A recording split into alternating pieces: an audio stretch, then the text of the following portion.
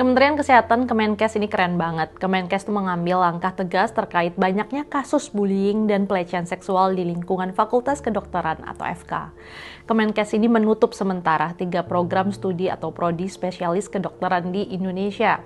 3 prodi yang ditutup sementara itu adalah Anestesiologi FK Universitas Diponegoro Undip, Prodi Anestesiologi FK Universitas Padjadjaran Unpad, dan Prodi Ilmu Penyakit Dalam FK Universitas Samratulangi Unsrat. Prodi Anestesiologi FK Undip ini ditutup sementara setelah mencuat kasus Dr. Aulia Risma Lestari, peserta program pendidikan dokter spesialis atau PPDS anestesi di Rumah Sakit Karyadi Semarang. Aulia tuh diduga bunuh diri dan kabar ini viral pada Agustus 2024 lalu. Aulia tuh diduga mengalami tekanan mental ekstrim karena perundungan dari senior dan lingkungan pendidikannya. Sayangnya, lingkungan pendidikan Aulia itu terkesan menormalisasi kekerasan psikologis yang diterimanya.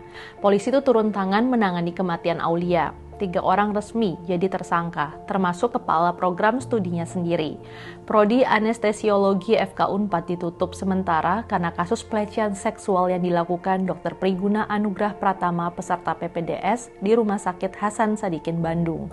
Dia melecehkan 3 korban, 2 pasien dan 1 anggota keluarga pasien saat jam praktiknya di rumah sakit. Pelaku itu memanfaatkan celah pengawasan yang longgar.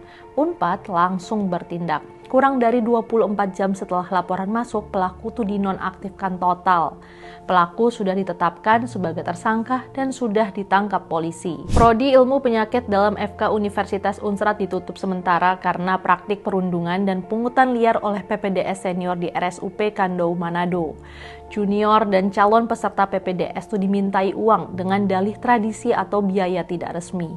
Parahnya, meskipun sudah sempat ditegur, praktek ini terus berlanjut sampai akhirnya program ini dihentikan. Irjen Kemenkes Dr. Gigi Murty Utami bilang penutupan ini adalah langkah korektif. Tujuannya tuh bukan menghukum, tapi kasih sinyal kalau sistem yang toksik nggak bisa lagi ditoleransi. Per Maret 2025, Kemenkes tuh terima 2.621 laporan dari lingkungan program pendidikan dokter spesialis. Dari jumlah itu, 620 kasusnya itu adalah perundungan dan 3 kasus pelecehan seksual. Dari 620 kasus perundungan, 363 terjadi di rumah sakit di bawah naungan Kemenkes. Sementara 257 sisanya di rumah sakit vertikal milik Kementerian Pendidikan Tinggi Sains dan Teknologi atau Kemendikti-Saintek. Mendikti-Saintek Brian Yuliarto tuh mendukung langkah Kemenkes ini. Menurutnya, syarat jadi dokter tuh nggak cukup cuma pintar atau punya nilai tinggi, tapi juga berintegritas dan bermartabat serta menjunjung nilai-nilai kemanusiaan, ucap Brian. Menurut Brian, ini tuh jadi momen penting evaluasi sistem pendidikan dokter spesialis. Apalagi selama ini PPDS tuh dinilai terlalu hierarki dan seringkali nggak manusiawi. Langkah Kemenkes ini perlu diancungi jempol. Langkah Kemenkes ini juga perlu kita dukung. Tapi tentu kita berharap penutupan 3 prodi ini bukan cuma buat meredam kasus, tapi jadi pintu masuk reformasi menyeluruh, mulai dari sistem seleksi masuk, pembinaan mental, sampai pengawasan di lapangan. Kita butuh sistem pendidikan yang aman, sehat, dan mendukung.